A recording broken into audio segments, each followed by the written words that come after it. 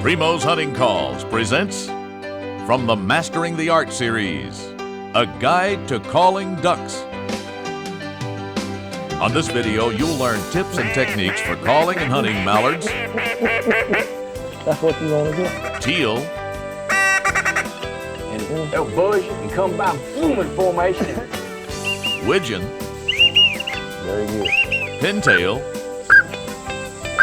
and wood ducks.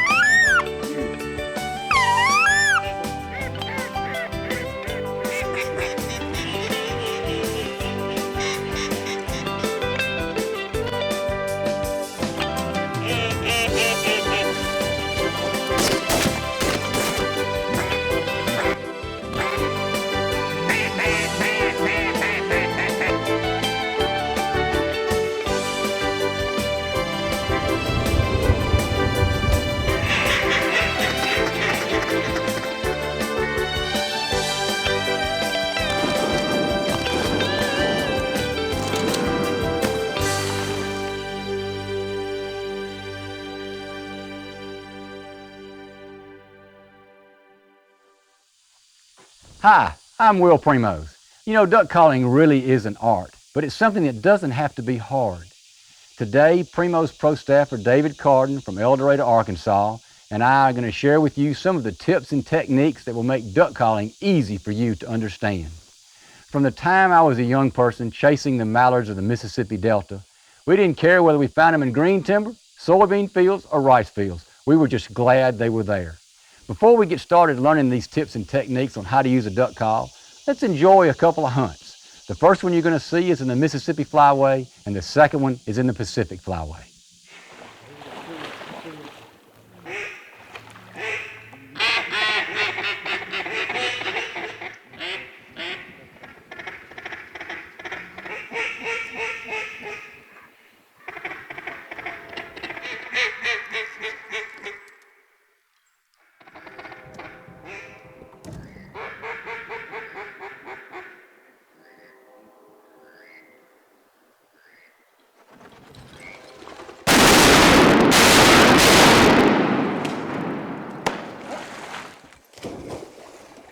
Get that, Brian? I'm having 200 bucks swimming around. Those two of them finally. It's fixing to get bad ugly. I'm telling you now. It's fixing to get ugly. It's gonna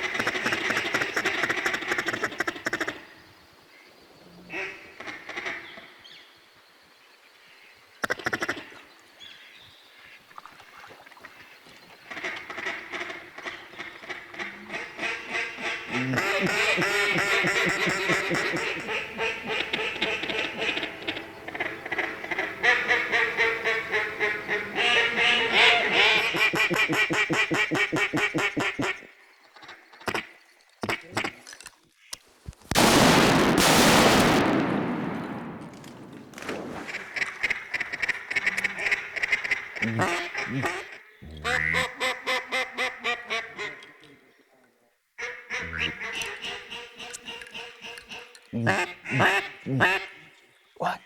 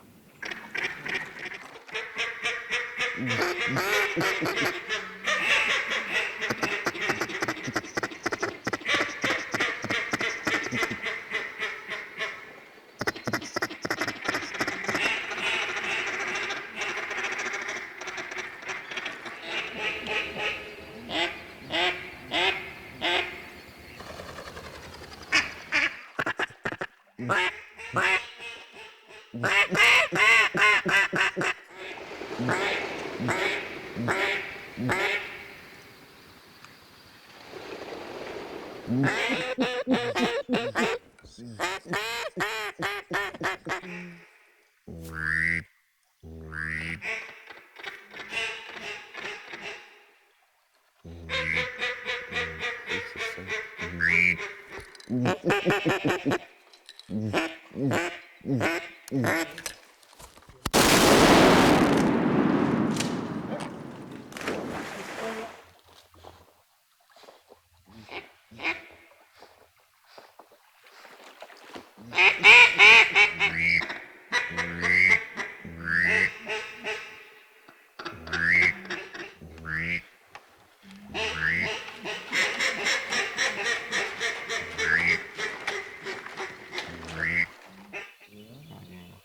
mean, bushes in the way, but I can see them.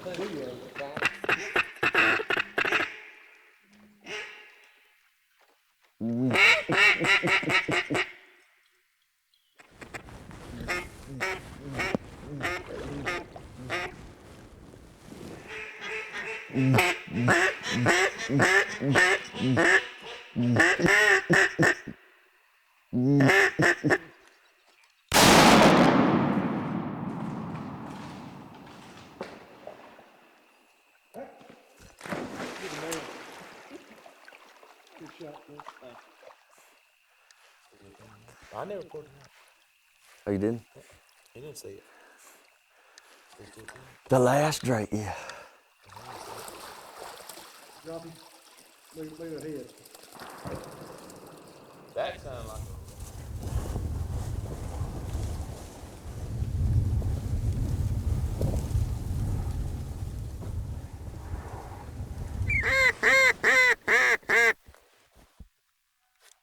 Three mallards to the left coming down the field.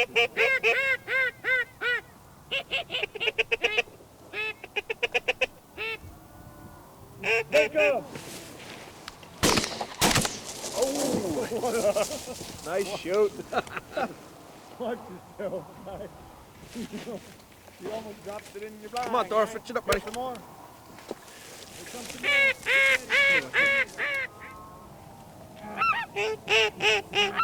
Let him land.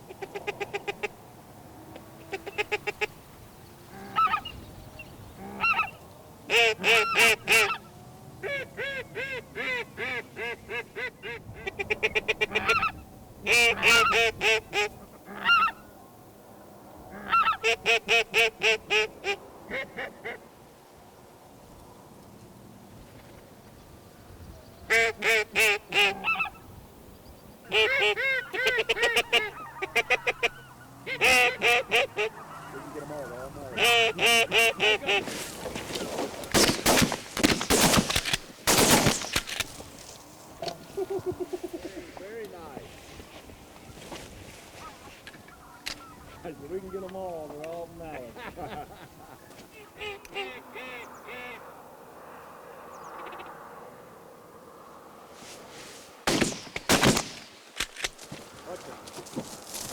Thor, come.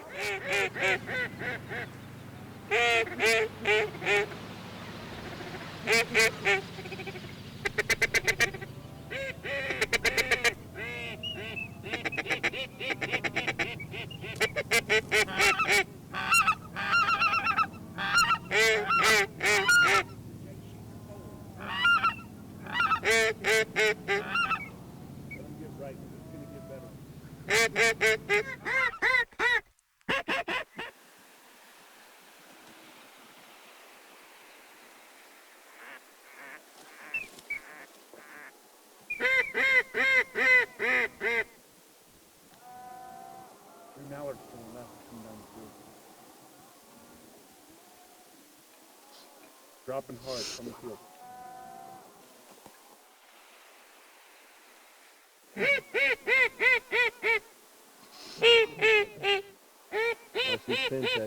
Take off!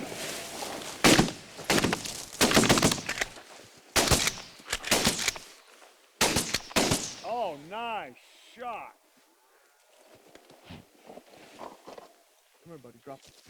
I needed something. Green head.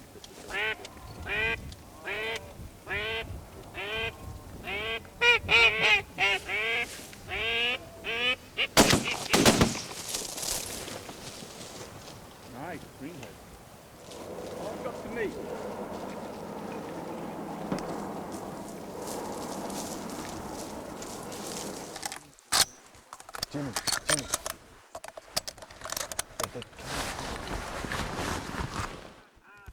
Kill this bird, Jimmy.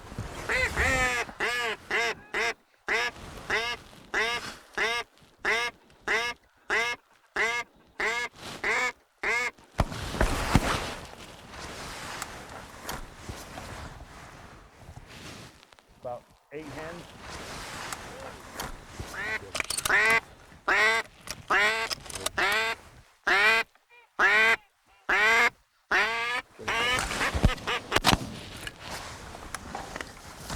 Nice, greenheads. Good shooting, you know. Okay, that's a wrap. It's a wrap. Come on, guys. Kevin, That was if I fun. would have ever thought hunting the Pacific Flyway in Northern California was this much fun, I'd have done it before now. Great. Have to have Thank you you. back. Jimbo, you shooting good, buddy. Hit him, Wilbur. I'm telling you, Thank you, Phil, Kevin. You bet thank you you. Good hunting with you. Great guide, man. I appreciate it. Wonderful hunt. Second best guy. That was fun. Absolutely beautiful. That was some fun shooting, David. Looks like everybody had fun, but you couldn't hit the broadside of a bone. I was having fun whether I was hitting them or missing them. I saw you getting shells from everybody. And That's right. I everything. had to borrow some shells on that trip. Well, that's part of it. That is part of it. It was fun, though. Yeah. Let's talk about the different calls we're going to go over today. First off, I want to point to the original winch. This is the one that started the winch series. This has a tuning hole in it. Of course, all the winches have the ridges and ditches and the pinned reed assembly, so you can just put your reeds back in place and adjust it anytime you want. We're going to go over that. Yes, sir. That's the timber winch. That's the hardwood winch. Got the Coca-Cola winch. This is the Easy and Pro mallards. This is a single reed style call. Got the wood duck. You got the teal. This is the hen teal. This is blue wing, cinnamon, green wing teal of the hen. And this is your whistle. This makes the peeps of the male teal. As well as the other whistling ducks. Yep, the other whistling ducks. You can do pintail. You can Right. do witching on it. Sure can. Drake sound. That's right. What we're going to do now is going to go over the parts of the call. This is the barrel. This is the end that you blow in. This is the bell, some people call it, or the stopper. Here's our tuning hole. Some of the calls have the tuning hole. Right, some of them do, and a lot of people, they've asked for a call with, without a tuning And the hole. tuning hole, what that allows you to do is sound like more than one duck. You can Right. cover the hole up, and it's lower. You can uncover it, and it's higher. Dave, why don't you do that real quick? Just Yeah. blow it with the call covered, then uncover it. Yeah, to show people why we built this. You got two ducks, or you got two duck calls. One high and one low, and I Right. noticed when you did that, Gives you you slowed three. the second one down, which Right. gave it even more variation. Exactly right. All right. That's what it's for. Now, to take the call apart, what I like to do is I like to take and push against the bell of the call. That breaks the bond the way we have this winch put together, and then just comes apart. Right. David, you like to do yours a little different. I David, usually hold this end of the call. If it's hanging on lanyard, grab it, twist it, or pop it, or you can rock it back and forth, take it apart like that. Not hard to do. All right. All right, now I'm going to put the barrel down here, and what we've got the stopper, or the bell as we call it, and that's the wedge, and that's the reeds, and that's the sounding board.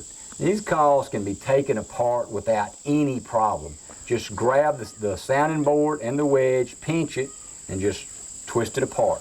I'm going to set the bell or stopper down right here.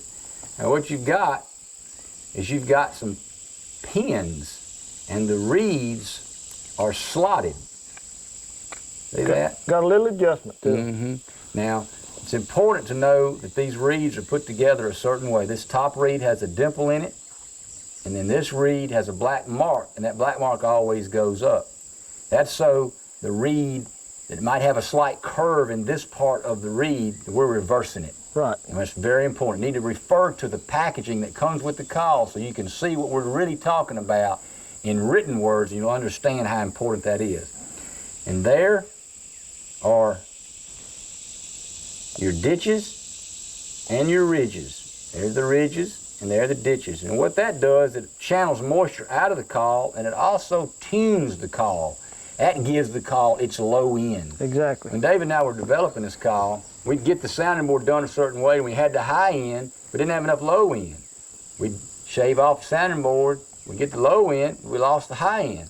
So we said, let's go back to the high, get the high, and see what we can do to the sounding board that might still give us the low. Also, Will, it does help keep the calls from sticking.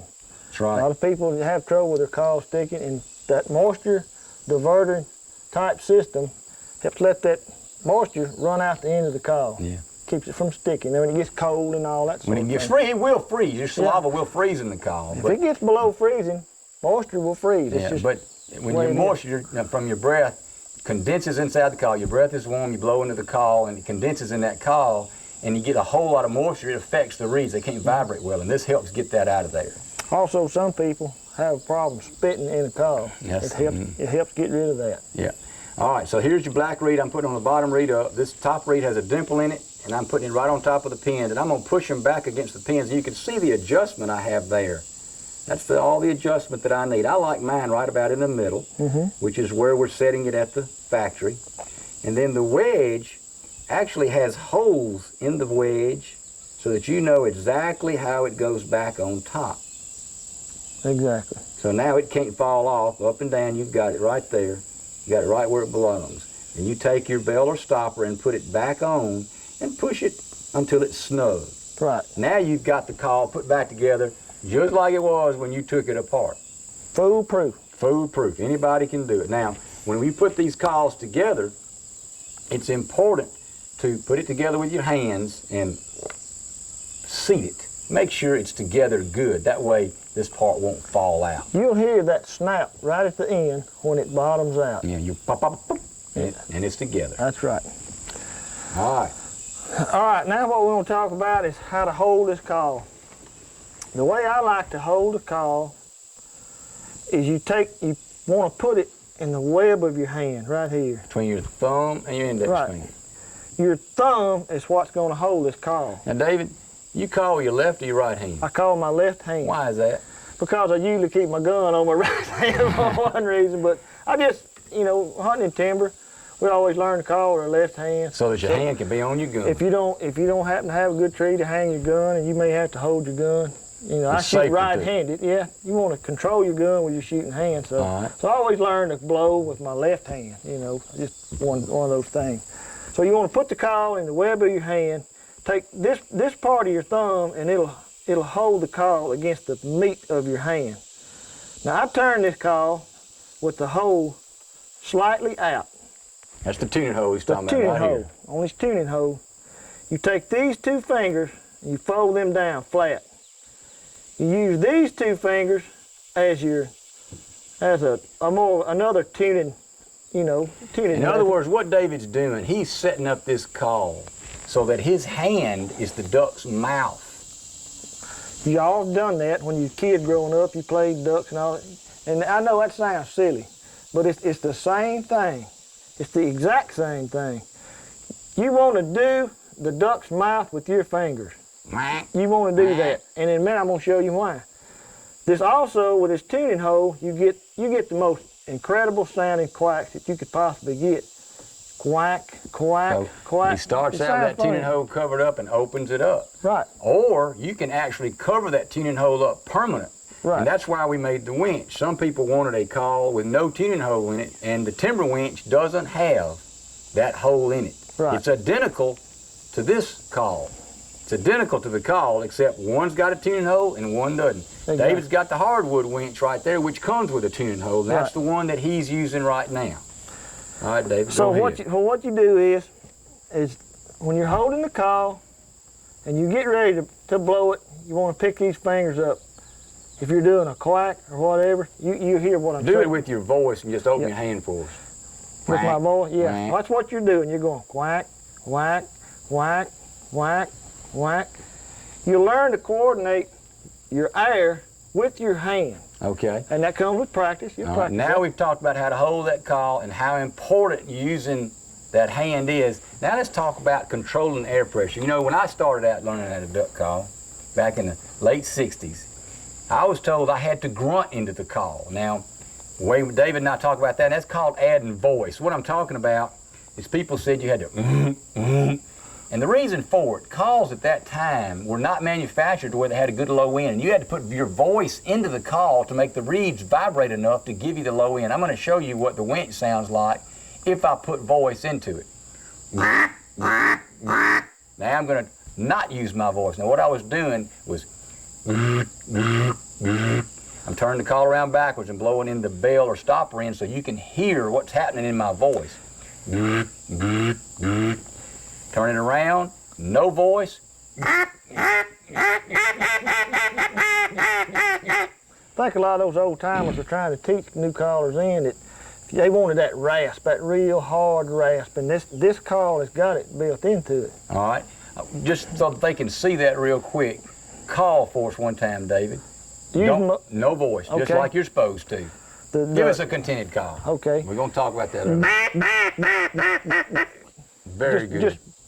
You use controlled air, and that's what we're going to talk about now. All right, now, when David's talking about controlled air, he's going to tell you how to control some of the air using your tongue and your throat. Right. You're going to hear this, and you've probably heard it, and they're all going to tell you use your diaphragm air. But a lot of people they don't understand that, so I'm going to explain it this way. Well, Dave, before you explain, I'm going to tell them what diaphragm is. The diaphragm is a muscle that's under your lungs. And as I'm talking to you right now, my diaphragm muscles tighten up. For instance, if I go and try to force and hold as much air as I can, my stomach gets tight. You can put your hand on your own stomach and go, you can feel that muscle tighten up. It's trying to push the air out of your lungs. So if I want to yell, I go, hey! That muscle tightens up and forces air across my vocal cords very quickly. So people say blow from your diaphragm. You talk from your diaphragm, you yell from your diaphragm, you sing from your diaphragm. You don't even need to think about that. You're going to do it anyway. Exactly. It's a voluntary muscle, you know, that you use daily. But when you talk about blowing duck calls, people starting out automatically seem like they want to just blow into it, like you're blowing out a candle, but that's not how you do it. The air's not controlled when you do that. Right, you're just blowing air. So a way to explain this is you take in a deep breath, and when you hold it, put your hand right here and you'll feel it. You take in a breath. Open your mouth. Open your mouth. Don't close your mouth. Open your mouth. And what's happening is you're shutting it off with your throat. Your throat is what is closed up, and you've got this big air tank sitting here with pressure caused from your diaphragm. Now, if I want to release that, I go, Now, the opens the throat, And the way David teaches... The way I like to explain this is that the throat is like a valve. You can open your throat and let a lot of air out, or you can pinch your throat and let a little air out. What that does is it changes the speed that the air is coming out of your throat. At the same time, it'll change the pitch of the call. It'll do that. It'll change the pitch. So if I use a loud whisper, or I go, you're going to get higher and lower tones in the throat. And the next step is to put the T on the end of the loud whisper, and we like to talk about it in the form of ut. Right. U-T. It's just simple. You've opened your throat and you shut the air off quicker by bringing your tongue up. So if I want to make one quack, it's Blow in this call, that's what it'll be. Again, you know, using the fingers, just standard deal. All right, now, we're going to now take some of this and go into the different calls, but before we do that, let's go on a hunt that David and I enjoyed in September when the migration starts coming south in Alberta.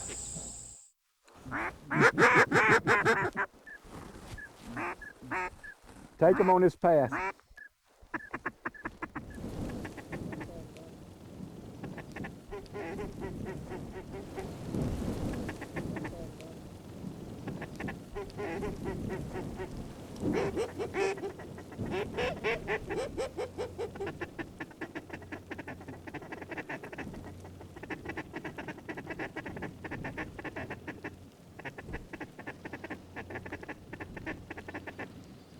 Take them!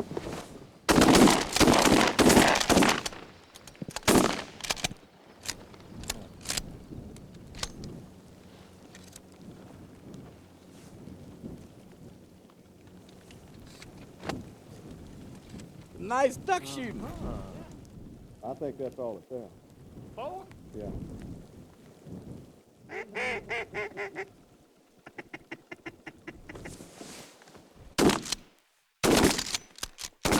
Whoa. Over the back.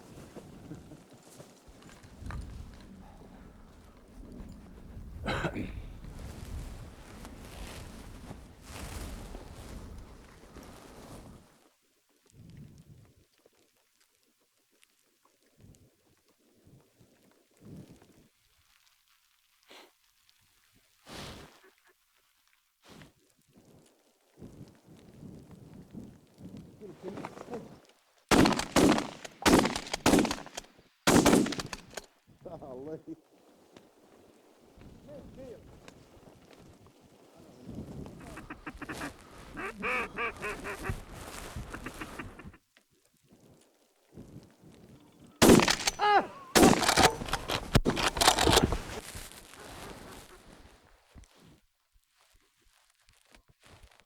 That was some fast shooting.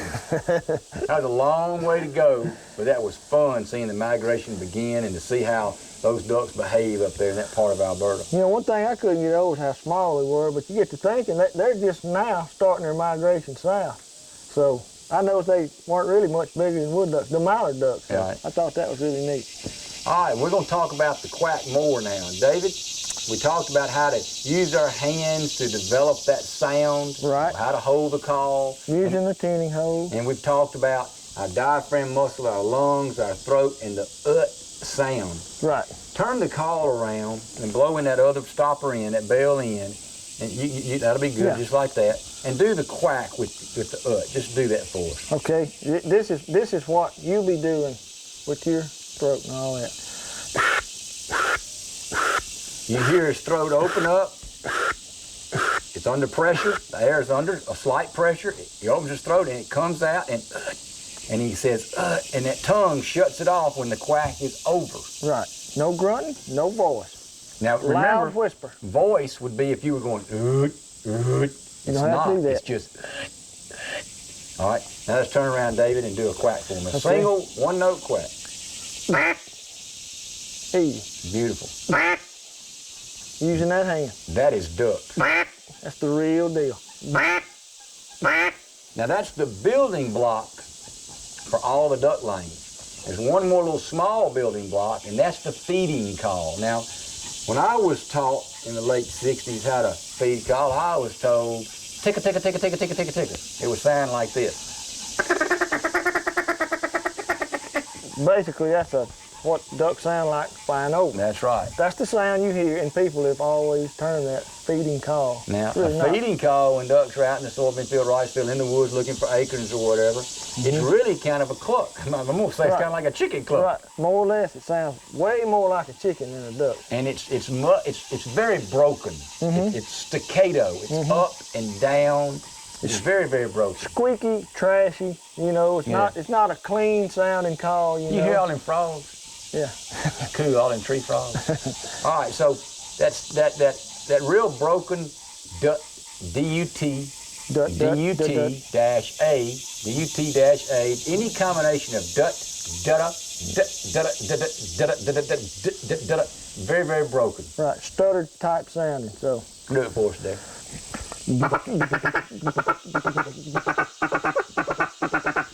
Kind of squeaky, you know.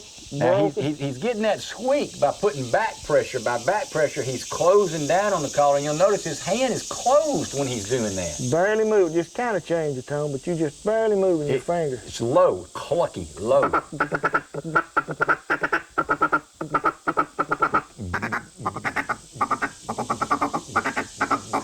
And I open my hand and close it a little bit, which changes that little tone and variation, which gives it more realism. Right.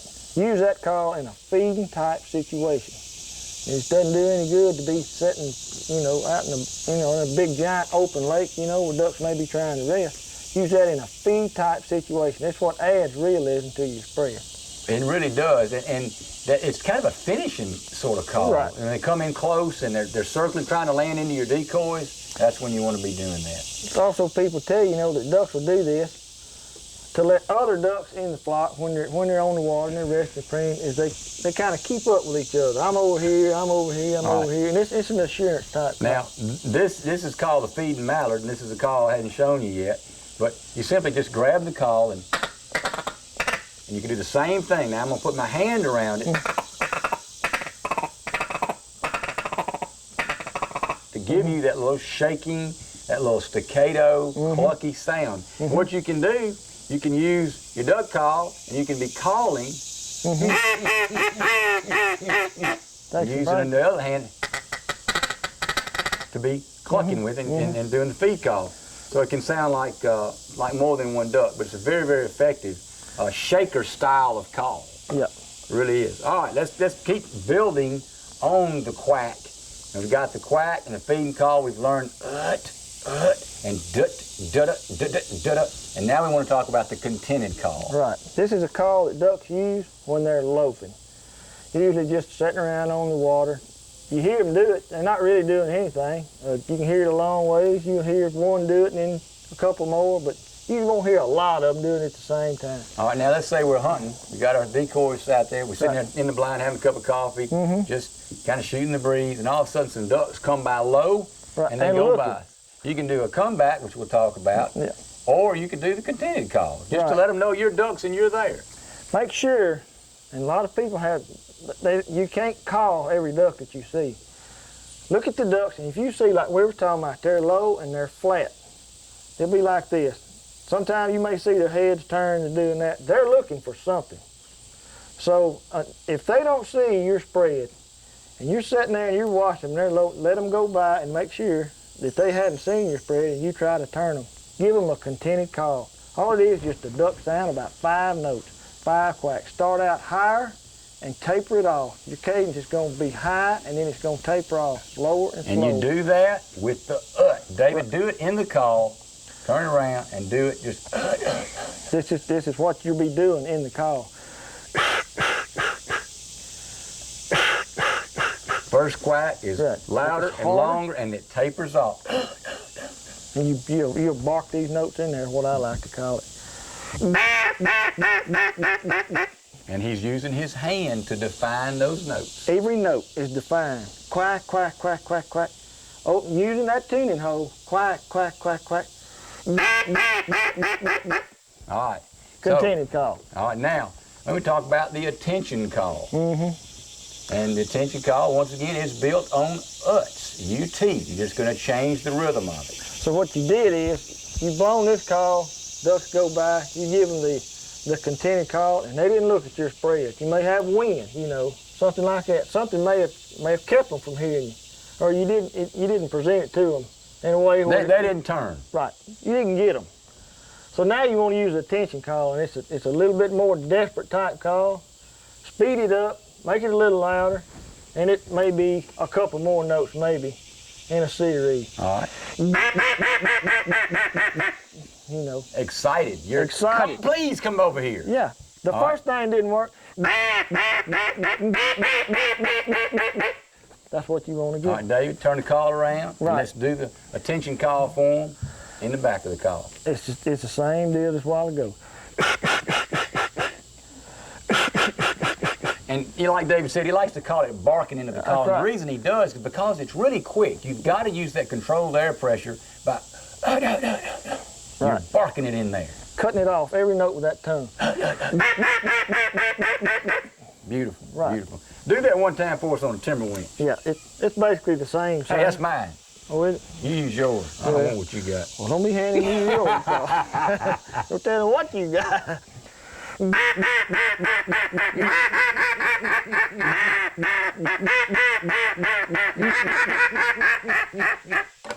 Very good. Right. All right. That's what now we're ready to go to the comeback call. Now, they got that attention call, got their attention. They came back and they left again. They buzzed us, but they going. Right. You hadn't quite talked them into it. Let them go ahead, and if they're going to go past, you see that they're not going to turn. They may be twittering, speeding around. They're not, you don't have exactly what it was they're looking for, but now you're going to try to talk them into it. You want to turn them. The call that I like to give them is use that first note as a long note. pretty long, you know, pretty loud, and you're gonna taper it off pretty quick, you know, and back. Right. That's what you're gonna do into the call. That first note's real pleading. It's got a real pleading, right. That's right. And then taper it off pretty quick. I'll do that for you.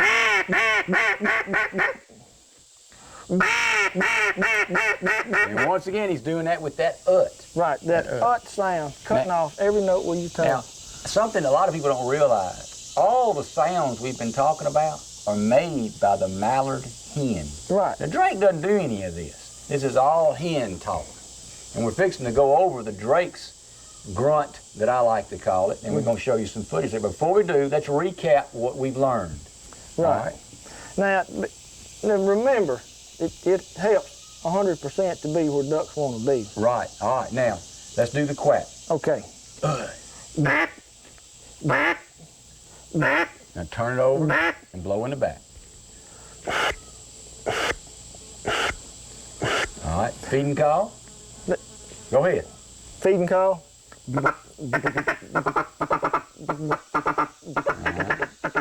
Turn it around and blow that in the back. Use your boy.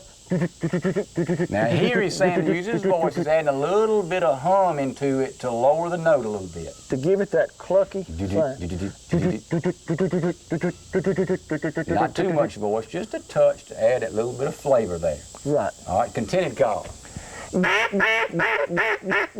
Very happy sitting on the water. Duck came by, you want to let them know you're happy. Come join us over here. We're ducks over here. Come on down, let's have a big time. And Do it one more time. time. Blow in the back of the call so they can hear what that's supposed to sound like. Attention call. To follow. Excited. Yeah, excited sound. Come on, man, what's the problem, you know? Everything's cool. All right, now, come back. When they get past you, they don't say they don't want to do this right. Looking at the backs of them. Please come back. Please come back, plead them.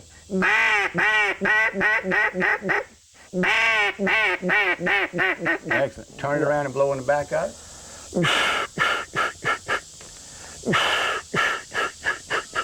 All right. Good call. Now, this is the mallard drake grunt, and it's also a whistle for widgeon, pintail. Drake puddle ducks. Yep, drake and puddle ducks. Drake puddle ducks is the best way to explain it. And the way I like to do it, I like to put my fingers over the end and kind of hold on to the call, and you hum. You put your voice into the call along with this whistling sound that the whistle gives you, and you get the voice of the mallard drake. Use those fingers. Use those fingers to get it deep, and you give it that real sound. Weep, weep. Don't do that fast, because a mallard drake on the water that has become alert, he's seen something, he's going to start doing that, and you'll hear a lot of them do it. You'll hear doing that sound, and they've seen something that they didn't like. So when you're trying to call to the very slow and deliberate. We've got some footage from Mississippi Flyway where we were calling to a drake in the air that's calling back to us. Let's enjoy that for a second.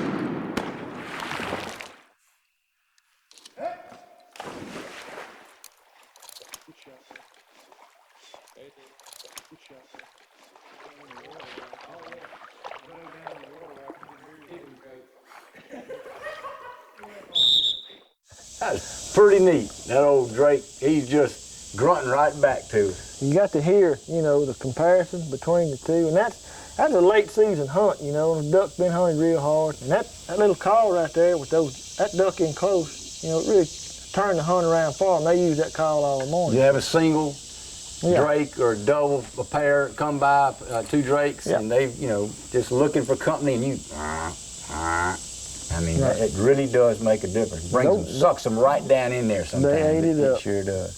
All right, now that whistle that we're making that mallard drake grunt on is also a widgeon call. Let's talk about the widgeon and how to make it widgeon. What does his voice sound like? Well, his voice, it's just a real high, kind of a clear whistle, and it's got usually 3 notes. The ones, you know, that I've listened to, it'll be 3 notes. The note in the middle will be a bit higher, and probably twice as long as the front and back. A little more power to get that second note. Right. Do the sound for us without the call. What you'll blow into the call is you'll go,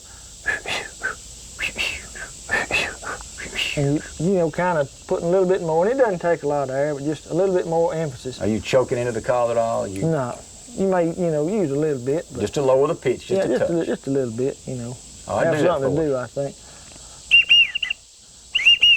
Very good. And that is the widgeon. Right. That's the male widgeon. That is the male widgeon. All right, now let's talk about the pintail. Another confidence call to add to your spread. You're hunting in rice fields, you're hunting ducks, you're hunting mallards, teal, gadwall, whatever. You can add this as a confidence call. You got to flutter your tongue to do the pintail. Yeah. I don't know if anybody had any trouble doing that. So it's hereditary. Some people can do it, some people can't. Yeah. But you just put a little pressure, you know, put your tongue on the roof of your mouth, put a little pressure on it, just let it roll off. You know. But you blow it clear.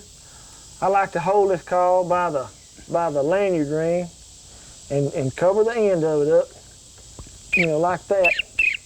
And you can change the tone by separating your fingers a little bit, you know, sound like more than a little air out. Yeah. And it'll raise and lower the tone, but it's just, it's one note. Do it with no voice, just.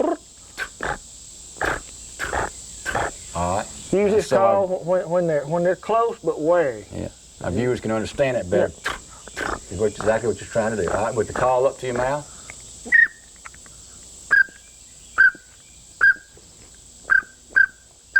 Excellent. Excellent.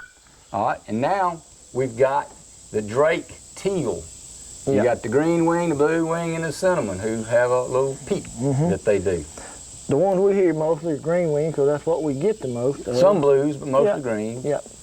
In the Mississippi flyway, if you kill a cinnamon teal, it's accident. They're few and far between. But the sound they make is just a peep, peep, peep, single peep sound. That's all it is. I like to stick my finger kind of in just a little bit, lower the tone, and you can move it in and out to sound like more than one teal. So what you do is you just blow. All right. Use a broken rhythm and changing the note.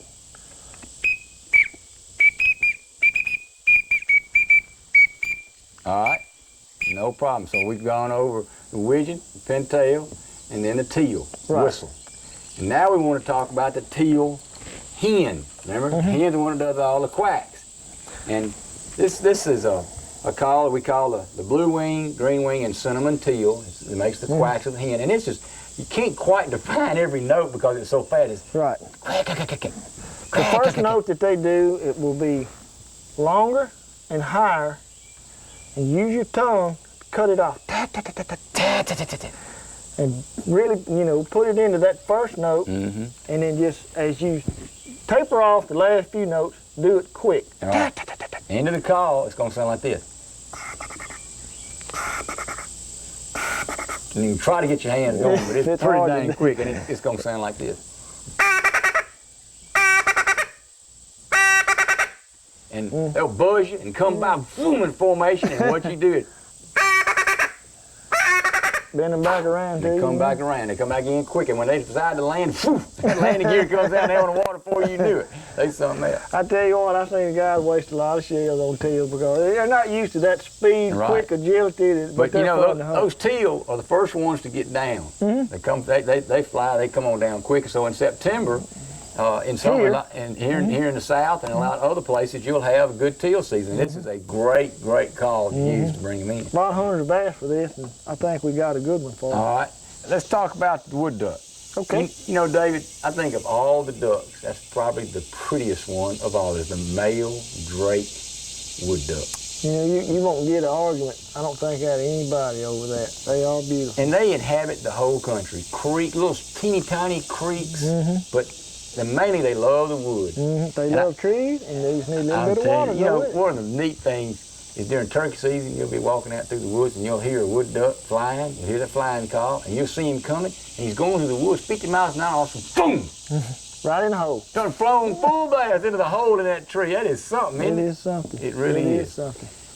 In hunting wood ducks and calling them, there's primarily one call that we use, and that's the sitting on the water call. There's also the flying call, and we're going to go over both. David, I'm going to let you do that. Let's talk about the flying call first. Yeah, this is the sound that most people associate with wood ducks. They hear it the most. Yeah, if they're walking through the woods, you know, going to the deer stands, and they're close to water, sloughs or whatever, and they jump wood ducks off the water. This is the sound that they hear, and they think it's what all that wood ducks do, and this is what they hear. That's what they hear, and that's the flying call. You don't really want to use that call, but if you want to learn how to do it, I can show you how to do it. You put a lot of pressure into the call, choke it down, use your finger back here to increase the back pressure on the back. You're blowing hard into the call, you gotta blow and slowing the air down with your hand closed down around the call. And what that does is it changes the pitch, raises that reed and vibrates it fast. Yeah. But, you know, it's just neat, you know. Blow into the back of the call, David, so they can hear the sound you're doing. Yeah. And you can hear him choking his hand down at that second note, which raises that pitch, which slows that air down and raises that pitch. Right. All right, and then we got the sitting on the water call. Yeah, this is a call that you want to use, you know, if you want to try to turn wood ducks toward your stuff, you know. And it's again, it's a little bit more difficult call to learn, but at any rate, it'll work for you, you know. What we like to say is too-wit, T-O-O-W-I-T-T, too-wit. Right. It's that high note on the second part, too-wit. And you lean into it pretty hard again. Do it in the back of the call. Choking it down, giving that good back pressure to get it real high. Do it in the back of there and watch his hands. Fingers coming down, giving it back pressure on the second note, on the wit. Too-wit. So that's basically all that you're All right, now gonna blow do. it for us. When you blow it, beautiful. It's a wild sound. I love that sound. I do too. I really do.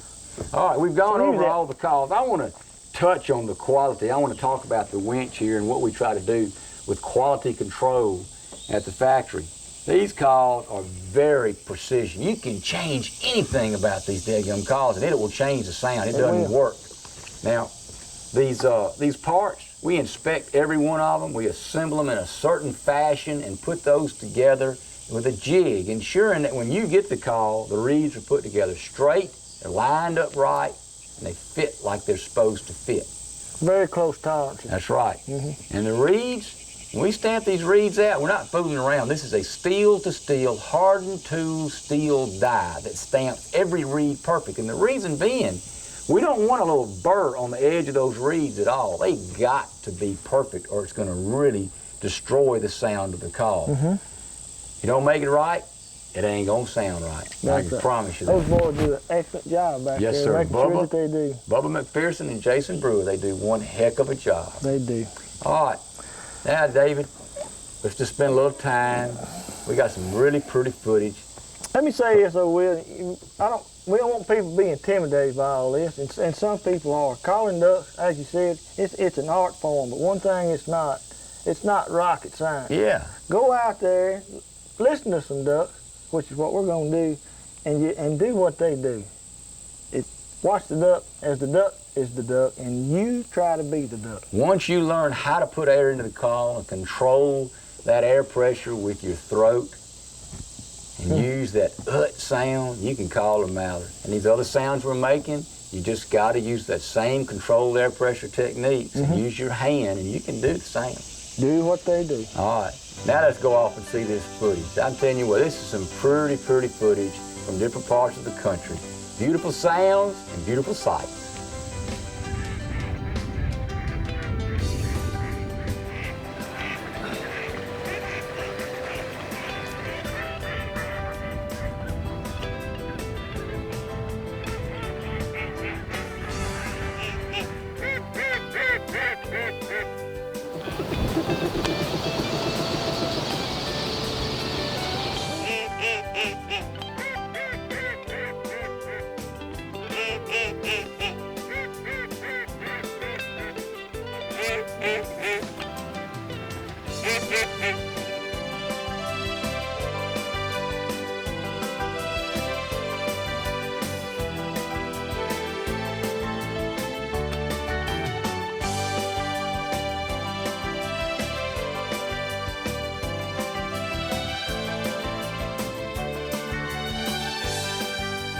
For more information on Primos hunting calls, call us at 601-366-1288 or visit our website at www.primos.com.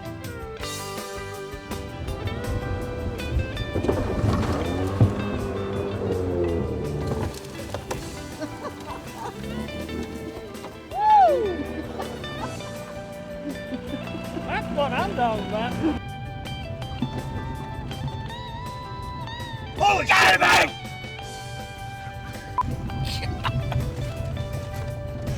What do you do, hold his ears? Before we do that, let's go and